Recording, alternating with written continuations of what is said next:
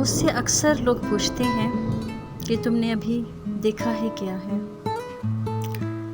मगर मैं जो देख चुकी हूँ, जो सह चुकी हूँ, वो उनको कभी नहीं बता सकती। जैसा कि मैंने देखा है घर कैसे उजड़ते हैं, मैंने देखा है कैसे अपने बिछड़ते हैं, मैंने देखा है मान कैसे टूटते हैं, मैंने देखा है टूटकर भी कैसे संभला जाता है, मैंने देखा है ख्वाब कैसे बिखरते हैं, मैंने सही है हर अज़ियत, मैंने झीले हैं वो ज़ख्म जो अब नासूर बन गए, मैंने देखी है सांसों की डोरी कैसी कटती है।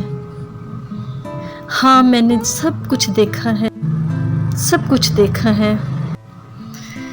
फिर भी लोग पूछते हैं कि तुमने अभी देखा है क्या है।